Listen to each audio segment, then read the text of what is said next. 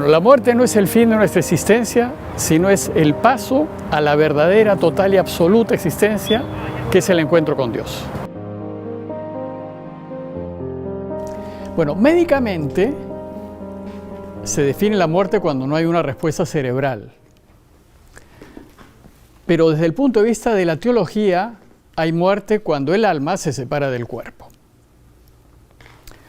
Vamos a recordar brevemente el alma y el cuerpo porque vamos a poder entender mejor la muerte de esa manera. Vimos que el alma junto con el cuerpo nos conforman, pero el alma es aquello que diferencia a una persona viva de una persona muerta.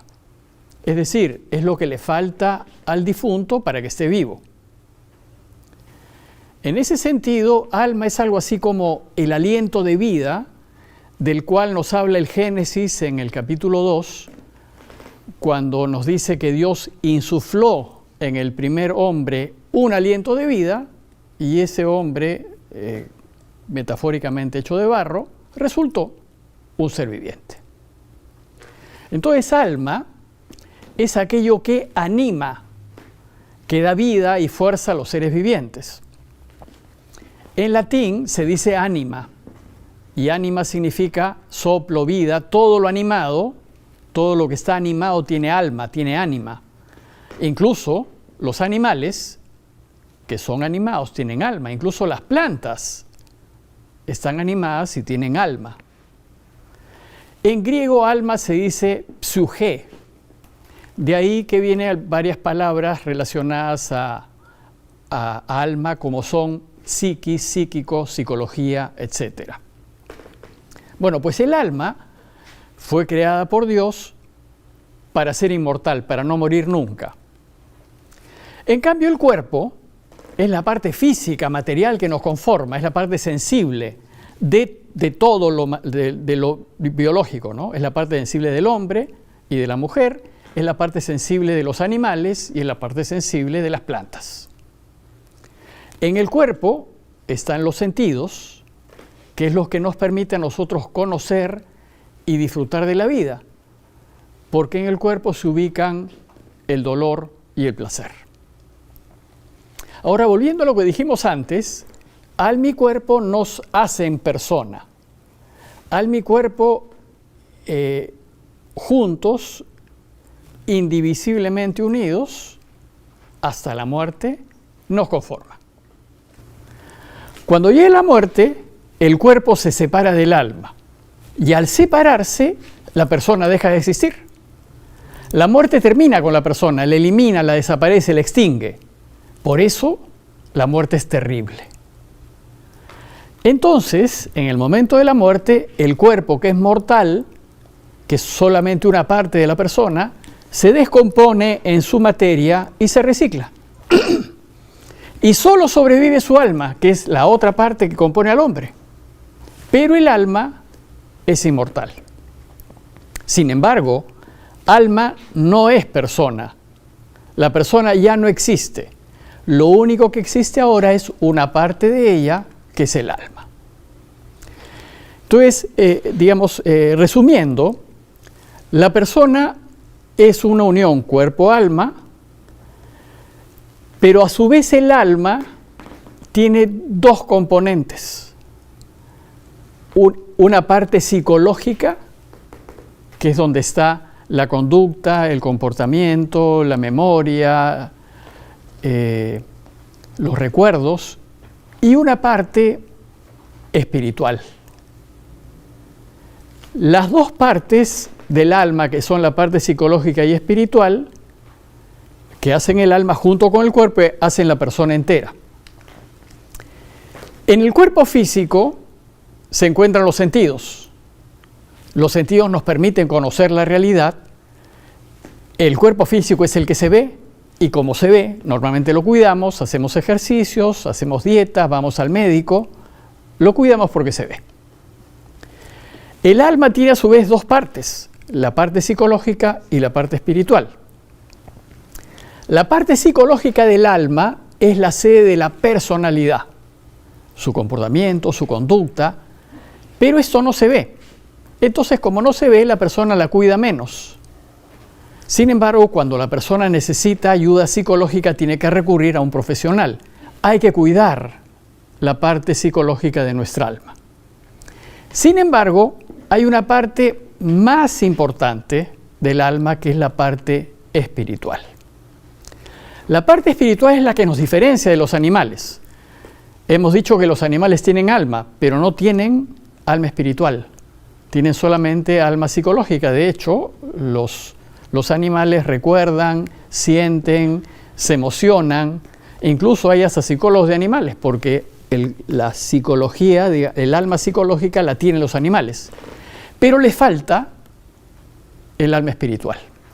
Lo que nos diferencia de los animales es que nosotros tenemos un componente del alma que es espiritual, y en él se encuentra el sentido de la vida, el sentido de Dios, nuestra conciencia del más allá, de trascender, que no lo tienen los animales. Pero lo más importante de nuestra alma espiritual es que es en la parte espiritual en donde nosotros tomamos decisiones. Nosotros definimos nuestro futuro desde lo profundo de nuestro ser, desde el cuerpo espiritual. Desgraciadamente, la parte espiritual del alma no se ve y casi ni se cuida, pero es necesario cuidarla, y se podría cuidar cuando uno hace ejercicios espirituales, por ejemplo, ¿no? Nosotros tenemos que cuidar todo nuestro ser, tenemos que cuidar el cuerpo físicamente, pero también cuidar el alma en sus dos dimensiones, psicológica y espiritual. El hecho es que para que estemos bien, nuestros tres componentes, el físico, el espiritual y el psicológico, tienen que estar bien. Si los tres componentes están bien, todo nuestro ser está bien. Bueno, pues Jesús se refiere a la parte espiritual de nuestra alma cuando habla del corazón del hombre. El alma espiritual es aquello profundo, íntimo, humano, personal, que solo nosotros los humanos tenemos.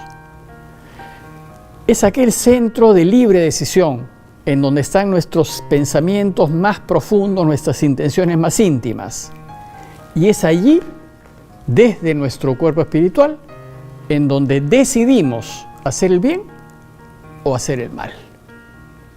Los animales no tienen esto, los animales simplemente reaccionan de forma animal a las cosas, pero no deciden hacer bien o hacer mal. Bueno, pues Jesús nos enseña que el hombre y la mujer deciden en su corazón. Y hay muchas referencias bíblicas respecto al corazón nuestro, es decir, a eso profundo, íntimo, espiritual, que estamos llamando acá la parte espiritual del alma. Por ejemplo, dice Jesús, donde está tu tesoro, allí también estará tu corazón. De lo que rebosa el corazón, habla la boca. ¿Por qué piensan mal en sus corazones? Lo que sale de la boca viene de dentro, del corazón, y eso es lo que contamina al hombre. Viene el maligno y arrebata lo sembrado en su corazón. Y por último tiene esa frase, ya cometió adulterio con ella en su corazón. O sea, el corazón del hombre es aquello profundo que nos distingue completamente de los animales y es donde nosotros tomamos decisiones. Dicho eso, es importante aclarar que hay dos clases de muerte: la muerte física y la muerte del alma. Primero, ¿qué cosa es la muerte física? La muerte física es la muerte temporal, la biológica, la del cuerpo. Es la que tiene lugar en el tiempo, en esta vida, en la historia. Y sucede cuando el alma se separa del cuerpo. Cuando el alma se separa del cuerpo, hay muerte temporal, muerte física. Esta muerte es inherente a todos los seres biológicos. Todos los seres vivos mueren físicamente. La muerte del ser viviente es inevitable. Todos pasaremos por esta muerte. Con la muerte temporal, el cuerpo físico se recicla en la materia, se funde en la naturaleza, ya no existe más. Solo sobrevive el alma, pero como ya vimos, el alma no es la persona. El alma es solamente una parte de ella. El alma es solamente una parte de ella. Entonces, lo que hace la muerte física es fracturar al hombre y a la mujer, porque deja de existir, porque desaparece. Hemos visto que para volver a existir, la persona tiene que recuperar su cuerpo. Y esto hemos visto que sucederá en la resurrección de los cuerpos. Pero hay una segunda muerte, que es la muerte del alma o la muerte eterna. Confunde un poco porque ¿cómo es posible? Ya vimos que nuestra alma ha sido creada para ser inmortal, para no morir nunca. Si fue creada para no morir jamás, ¿cómo puede morir? Bueno, sucede que la muerte del alma no tiene nada que ver con su extinción o su desaparición, o su disolución en el tiempo, como sucede con el cuerpo. Entonces, ¿qué significa la muerte del alma? Dos supuestos previos para explicar qué significa la muerte del alma. Primero, todos, absolutamente todos, hemos sido creados para vivir para siempre.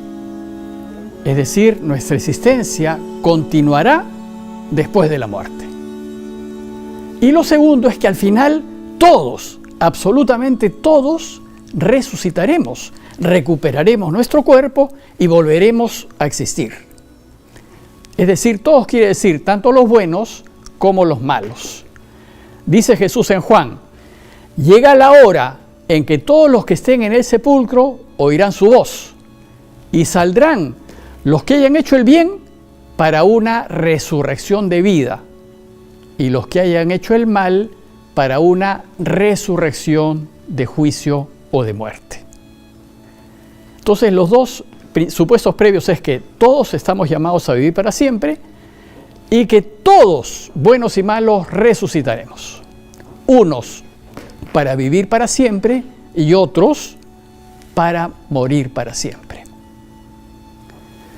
Entonces, si todos resucitaremos, ¿en qué consiste la muerte del alma?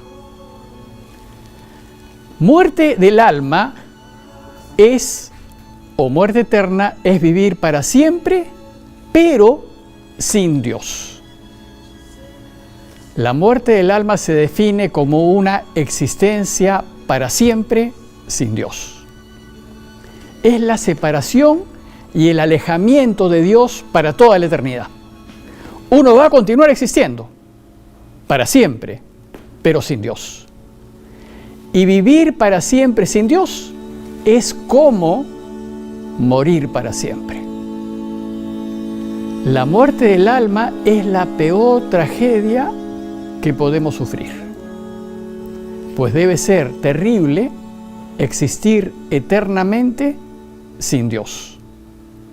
Esto es verdadera muerte, y a este modo de existir para siempre sin Dios se le llama infierno. Ojalá pues no muramos para siempre. ¿Eso qué significa? Que no debemos preocuparnos de morir físicamente, que es la preocupación que normalmente tenemos. Eso es lo que menos nos debe preocupar. ¿Por qué no debemos preocuparnos? Porque resucitaremos. Lo que nos debe preocupar es morir para siempre. Lo que nos debe preocupar es la muerte del alma, es decir, existir para siempre sin Dios. Y lo que mata el alma es el pecado. El pecado nos orienta hacia la muerte del alma. Recordemos que Dios no quiere que muramos para siempre. Ojalá no lo hagamos.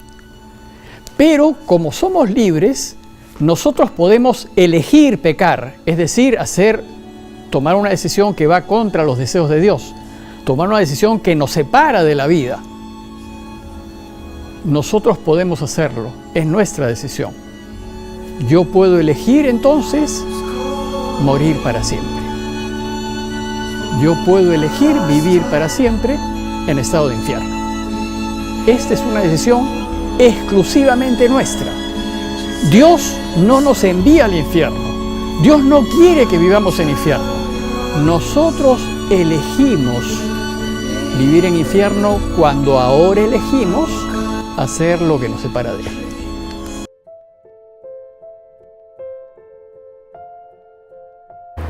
Bueno, la confesión de hecho es una enorme ayuda para pasar con mucha serenidad y paz a la otra vida.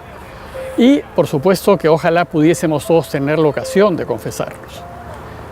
Pero si esto no es posible, la misericordia y la bondad de Dios es tan extraordinaria que Él verá de acogernos como hizo con el Hijo pródigo. Bueno, cuidamos nuestro cuerpo espiritual a través de la oración, a través de la práctica sacramental, a través de la constante y continua unión con Dios, en las conversaciones, en la vida, eligiéndolo a Él. Es decir, todo lo que sea, elegirlo a Él nos prepara para pasar al otro mundo con más esperanza y serenidad.